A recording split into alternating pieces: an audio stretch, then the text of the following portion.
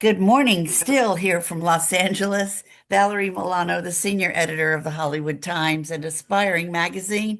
And I'm so glad to have our guest here today. And I'm going to have her introduce herself and tell us where she's at. Thank you so much for being with us. Sure. I'm Vickie Shaw, and I'm right now I'm at home in League City, Texas, in between Houston and Galveston. So, Okay, Vicky, welcome to Palm Springs next weekend. You're such a beloved part of the LGBTQ plus comedy scene, and you're performing at the Revival Soul and Power. What does this event and being part of this powerhouse lineup mean to you personally? well, one, I'm just excited. Being a comedian and on the road, I don't get to enjoy music, because I I don't get to do this very often, and so I'm really excited. Of course, I love Jay, Sweet Baby Jay. And so I'm looking forward to all of it, all the different kinds. There's a variation in the musics, obviously. So yeah, that's gonna be wonderful. I'm excited.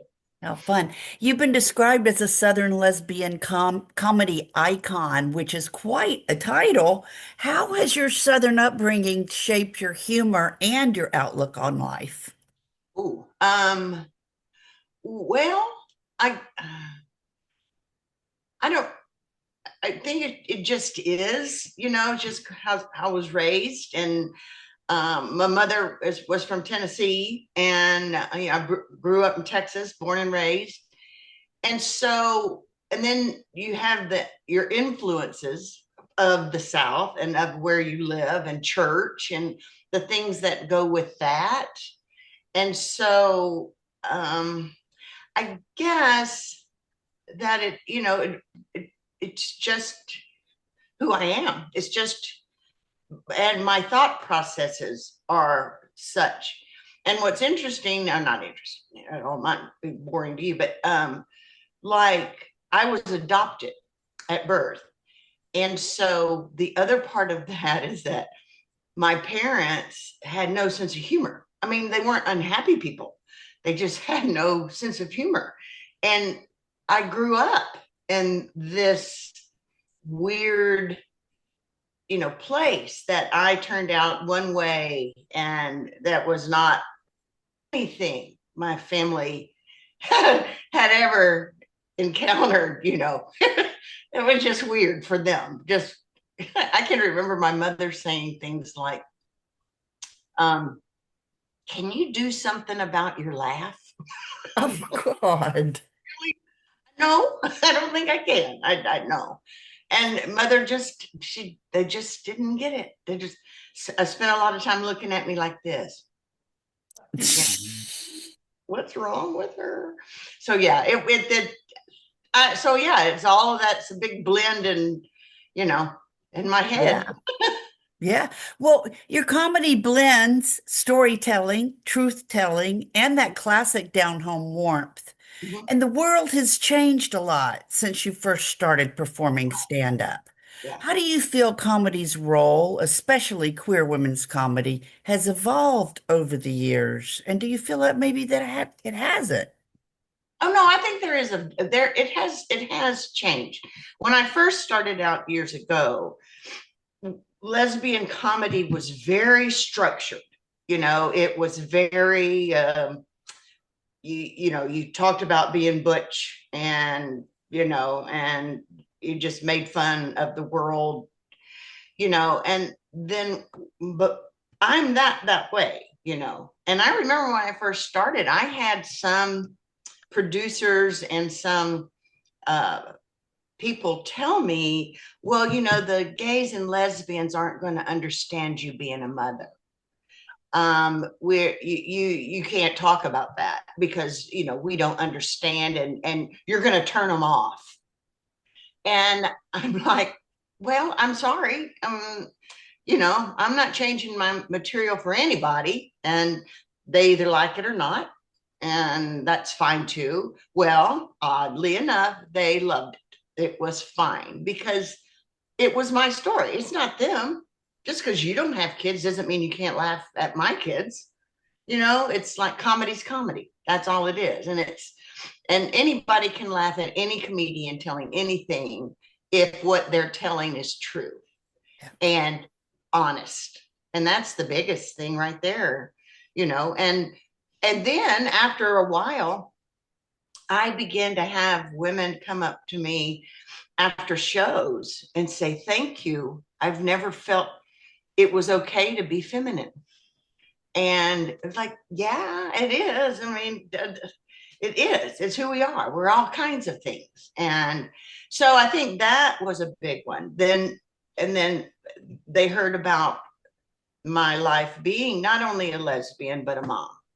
And back in those days, I talked about coming out to my kids and my kids coming out to their friends that their mother's a lesbian. And then it slowly moved on to other things. And now I'm talking about my grandkids and dealing with gender references and their situation and their growing up with lesbian grandmothers. So it just is. You just say what it is and what is true, and Mhm. laugh at it, because that's all you can do. Yep. Yep. You've always been fearless about telling the truth with humor. Love it. So, Saturday night show celebrates soul and power. When you think of power as a performer and a woman, what does that word mean to you? Power.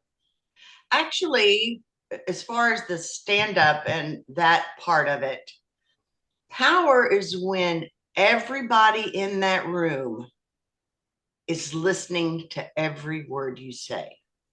That's power. I mean, because I can remember, and I learned that lesson early on when I first started doing gay comedy, coming out comedy. And I would be on stage. Well, I don't look lesbian. Okay. So, and I would come out on stage. And back then it was like I talked about it's hard to be a woman. Okay. Because the other part of that is if you're in comedy clubs, half of your audience is men. And men assume, and this is weird, but it's true. Men in comedy clubs assume a woman comic is just going to bash them. That's it.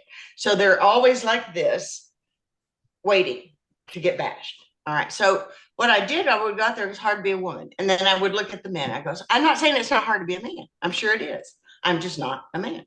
And then I would go into it's hard to be a woman, it's hard to be a mom, it's hard to be all the things. And they would be laughing and having a great time. And then I go, and then I'm a lesbian. Silence. I mean, dead silence. But it wasn't bad silence. It was power. Because in that moment, everybody in that room was glued to my words. That they were like, what? And I remember going, whoa, this is some serious power, right? And that's power, is when you have everyone's attention and they're listening. They're actually listening to what you're saying. And that, I think that's it myself. I agree. Well, Mhm. you're sharing that stage with Lady Blackbird and Holly Near, two women whose art has also carried deep cultural resonance. How do you see comedy fitting into that same spirit of activism and healing? Ooh. Oh, I think comedy. I'm not saying music, yes, of course, obviously, but comedy always was my teacher. Not being a comedian, but even before.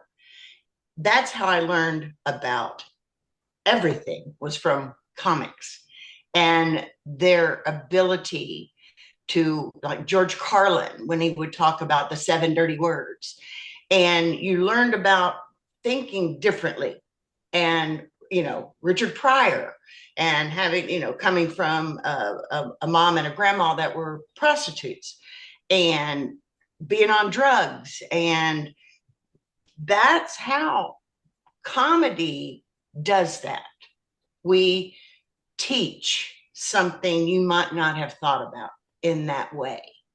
And when we when we inspire, and music, the same thing, when we inspire people to think now outside of their comfort zone, you know, go past this. You're not comfortable, but it's something you need to do. And that is it. That's the most powerful. And the music does it too. I mean, I've gotten really into lately, what would you call them? Um, uh, Protest songs from the late 60s and how that changed our world. Think about it, from the mid 60s to the early 70s, everything was changed.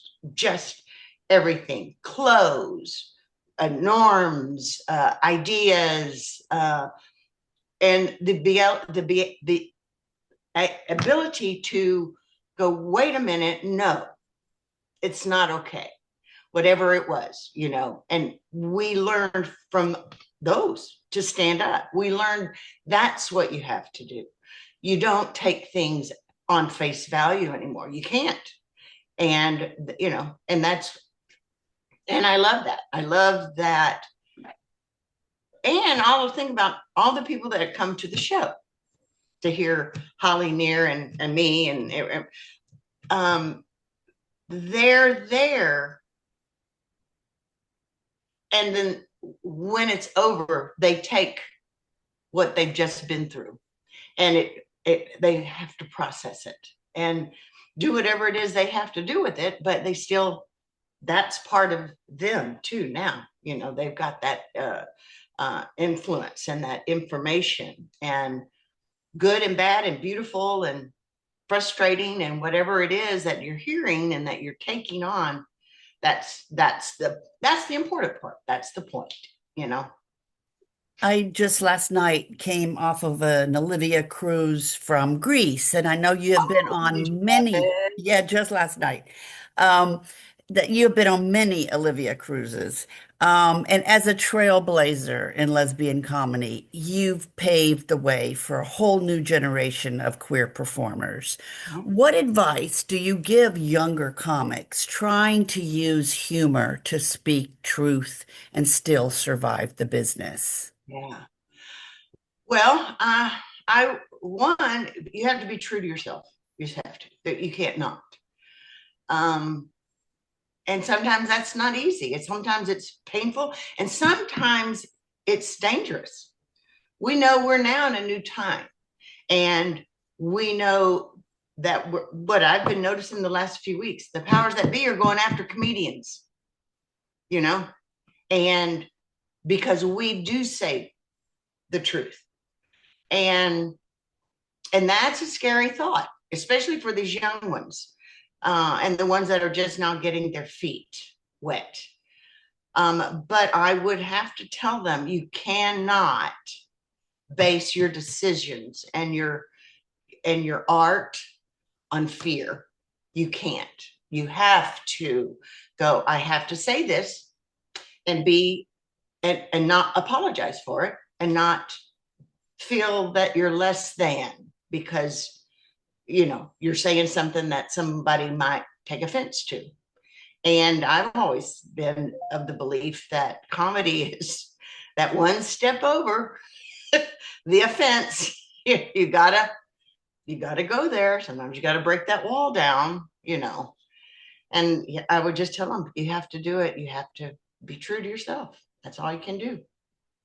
Well, we know that you've played a lot of prides in your past.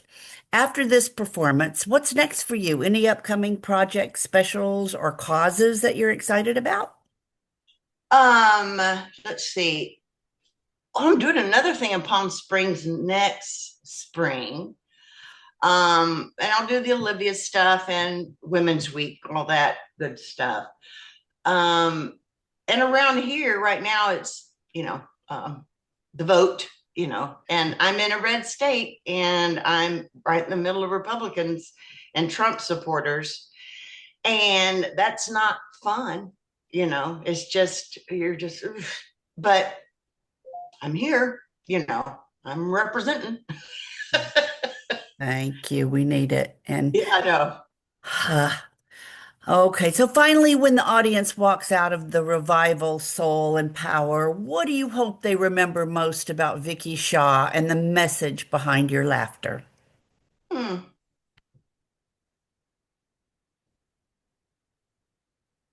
Is just laugh.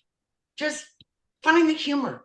Just if you're not laughing, you're not living. That was good. I'll have to say that one. But yeah, you have to laugh. You have to. And I meet people, not a lot, thank goodness, that